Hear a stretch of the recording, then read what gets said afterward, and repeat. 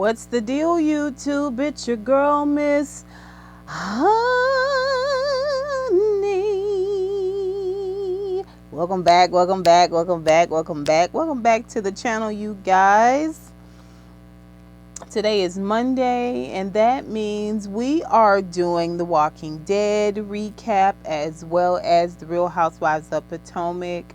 I've already uploaded the Walking Dead season finale, season 8 finale. Go ahead and check that out. Lots of grumbling, lots of complaining. Beware.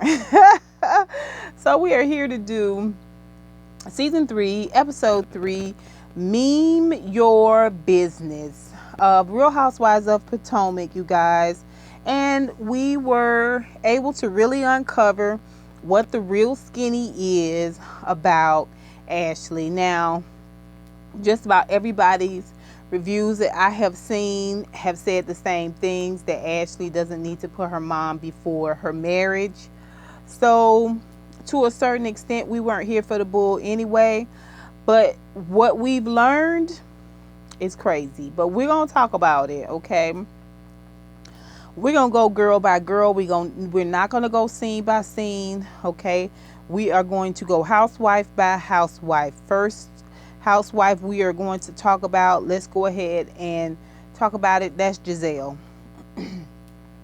Gizelle is really thinking a lot of herself right now. Like, Gizelle is on a little bit of a high. Like, she's feeling pretty darn above everybody else. We see Gizelle talking to her hairdresser slash stylist. And first of all, I'm mad that he had those real thin Old Navy flip-flops on. Like, that is what you buy in bulk to take with your kids to the beach because they're gonna tear them up. Like, you out here a full-grown ass man and you walking around in them cheap Kmart flip-flops. Like, I didn't even like that look at all. And he was low-key throwing Gizelle a lot of shade about the fact that she has been MIA. She's not returning phone calls. You know, again, like I said, Gizelle is really feeling myself. I'm feeling myself. I'm feeling myself. Yeah. And she's decided she's doing her Every Hue world tour. It's going to be in the Hamptons. And so even though Monique is having a 40th birthday party for Chris, she's not going to be able to be there because she's got too many things to do with Every Hue and in the Hamptons. Her hairdresser guy lets on that he does like Sherm, and clearly Gizelle likes him as well. She also goes ahead and brings him full speed up on the Karen situation. And what makes me so disappointed in Gizelle, like, why be disappointed? But one of the things that make me disappointed is the fact that Gizelle is so mean. She is so mean, and she's so proud of how mean she is. Like, she don't feel no shame about some of the stuff that she do. And without shame, I mean, where are we in this world, really? Okay, so that's Gizelle. We don't get to see Gizelle anymore for this episode. Now, when the episode first opened, I will tell you this. That little non-press conference that Karen had, Karen just totally embarrassed herself. The episode opened with it. And just rule of thumb, Karen, when you call in a press conference, aka a cussing out, when you bringing people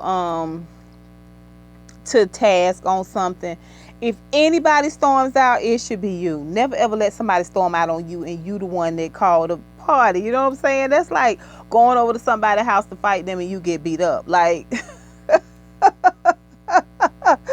yeah, no, that doesn't work. Gizelle decides she gonna leave, and I'll be doggone if Gizelle go anywhere without Robyn being right there. Okay, so Gizelle leave, Robyn leave. It's a done deal. Karen I mean, you make yourself look dumb, Karen.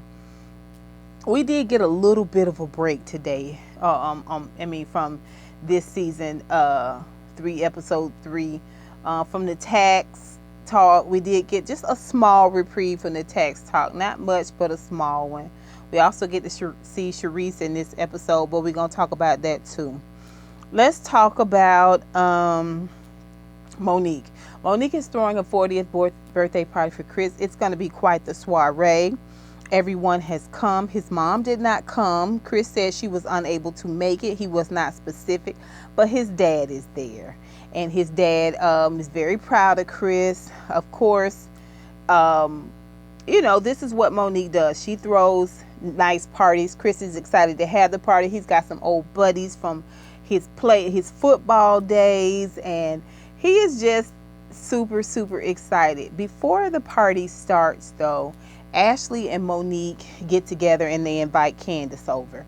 Now, Candace comes a little bit later. Ashley and Monique are there at the house. They're going to all go for a little light swim, but they're waiting on Candace before they get in the pool, and they chit-chatting. And while they chit-chatting, we get to really, really learn just how mean-spirited Ashley is, too. Now, I don't know if that's pageant, behavior or what, but she's throwing shade at Candace's title, America, International USA, or something. Like, she's throwing a little bit of shade, but we kind of already peeped that Ashley was jealous of Candace last week. We did already peep that when Candace was getting along with Monique so good at the table, or so it seemed. We saw that Ashley was a little bit jealous, and it has carried on to this week.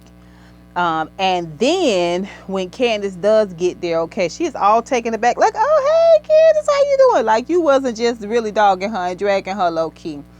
So they get in the pool and light cigars and all of that. And Monique know her way around a cigar, because I don't know how long they was filming, but her cigar, she had worked her cigar down to a nice workable size. You know what I mean? I was like, okay, Monique. You know how to pull on them cigars. So, yeah, and of course they go to, try to inform her about Karen, and they dragging Karen and Giselle, and they're old enough to be our moms. And, I was just like, oh, man, you girls are crazy. Like, Monique, you really did try it. You really, really did try it. Like, everybody's trying to keep their spot on the Potomac show. I mean, everybody, we used to it from Ashley, but Monique, man, you a trip.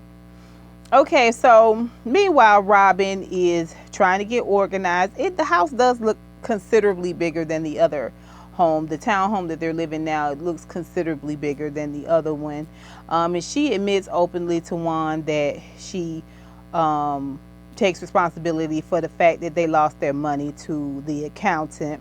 He's saying, oh, so what I hear you saying is that it's your fault and that I was right about the fact that you didn't need to make that investment. So, yeah, to me, what Robyn and Juan lack is the ability to put together an effective storyline. Robyn has obviously, she let Juan know that she wants him to go to Chris's birthday party, which it doesn't seem like he was able to show up for that. He had something else he had to do. She didn't really want to go by herself because she was feeling some type of way about Monique, because evidently on Monique's page, she says that Monique put a meme up there of her fanning, it was like this little quip about being hot under the collar or something. It was some old bull crap. That's why I said, you're going to let a fight with Monique be your storyline? Well, your storyline needs to be rebuilding your family. The fact that you're trying to get into real estate and rebrand yourself and bring income into the household. Like, if you guys were just a moderately more interesting than what you guys are right now, Robyn, like, if y'all even had 1/10 of the love and affection that y'all supposed to have for each other, if y'all really in it to win it, like, that would be an effective storyline. But you going outside the house once again to have these petty, nonsensical arguments about memes. Like, if we're going to get offended by shit that's being said on social media, all of us will be mad all the time. Like, it's constant. Right? That's going to be your storyline. Not pulling yourself up by the bootstraps. Like, I just find Robyn to be paint. She's paint that's slowly peeling on a long, hot summer day. Like, and we all thirsty. Like, it is a miserable time dealing with her. She is so extra boring. She is so extra boring. Anyway, so let's see who else can we catch up. Karen is talking with her daughter, and her daughter knows what's going on. Karen wants to make sure she clears her name. She wants to make it understood, even to her daughter, that this is her daddy's thing. It's going on with daddy. This is Ray's situation, and Ray's going to be fine. Every chance she can get to disassociate herself from his expenses, from his taxes, from his legal woes and financial woes, she does it. She does. And it is extremely poor taste, in my opinion. I just think it's in poor taste. And later on, when we see a rather drunk Michael, which is Ashley's husband, it was kind of sweet, but he was clearly drunk. Let me know if y'all need anything. Let me know if we can do anything. Of course, Ray, as a man, and especially a black man, is not finna sit here on camera and play his stuff out like that. He was like, we good. We fine. We fine. Which was really a cue for Karen, because she kind of a little bit looked like she wanted to take him up on it. Like, she was like, tell me more. What you got? But Ray was like, we cool. We cool. You know what I'm saying? You not finna take my manhood right here in this party. No. That's what you're not. Right in front of my wife, that's what you're not gonna do.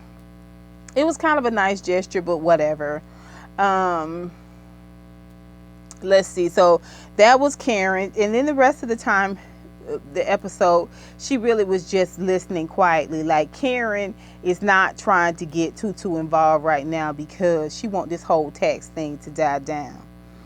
We did get to see Cherise when we come to Monique and Chris's party, Chris's 40th birthday party. Cherise comes there. We learned that Cherise and Monique are very close.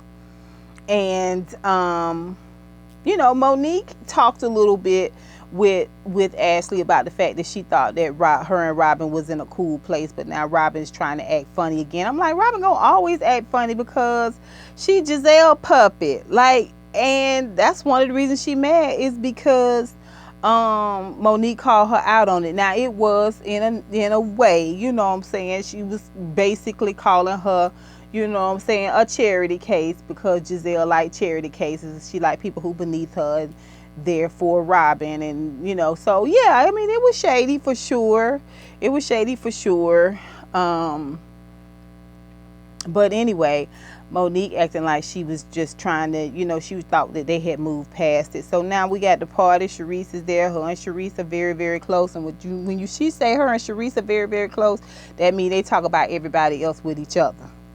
That's what that means. And it would explain why she feels more empowered this season too, because she kind of got Cherise as her motor.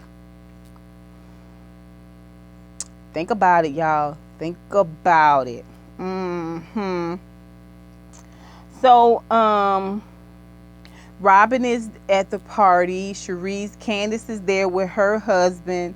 We get to see, her fiance.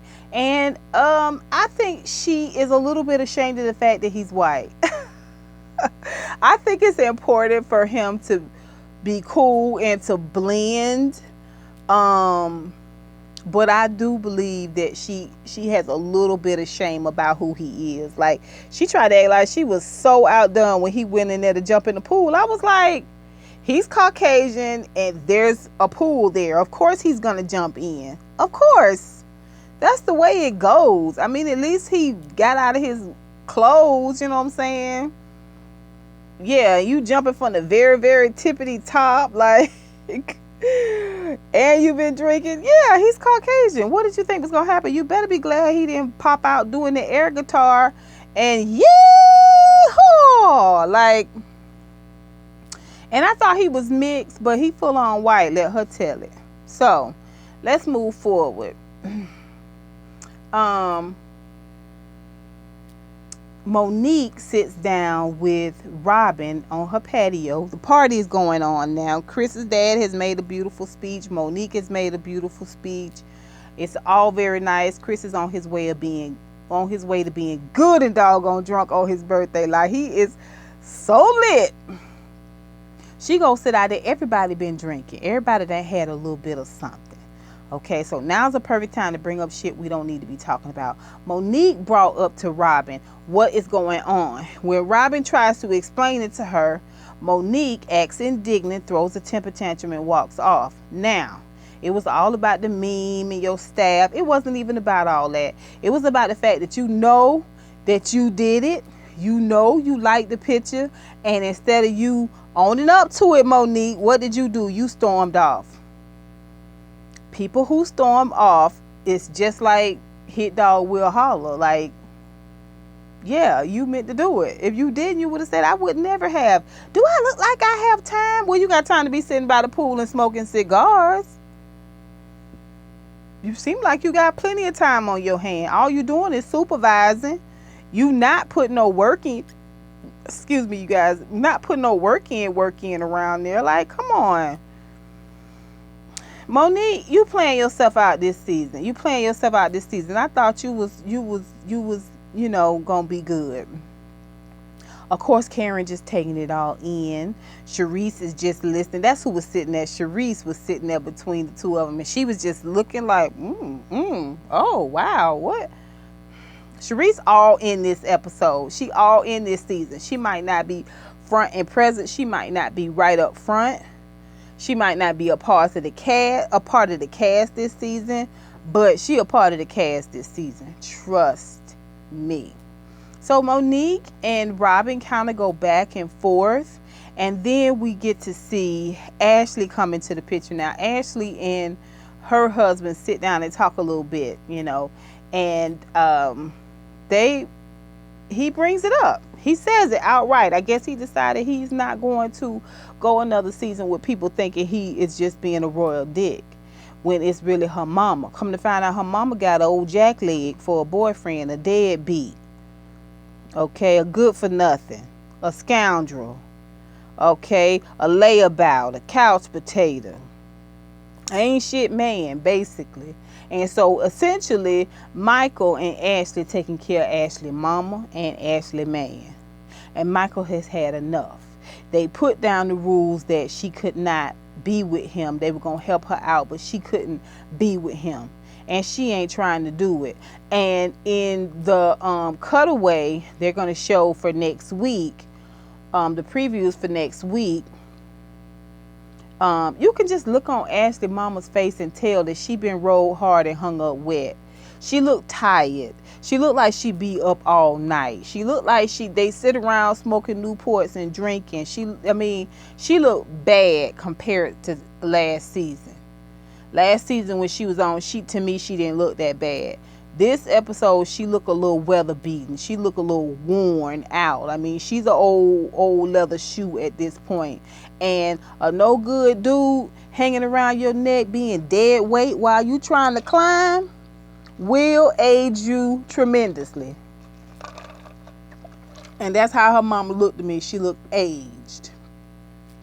She looked weather beaten. She looked tired. She looked worn out. If Ashley ain't careful, she gonna be visiting her mama in the hospital. Trust me. Monique gave her the best advice. You gotta let your mom figure it out. You can't let this break up your marriage. Now, that was one good thing she did say. So the truth is out now, Ashley. You trying to make it seem like Michael just picking on you. He don't want you to take care of your mama.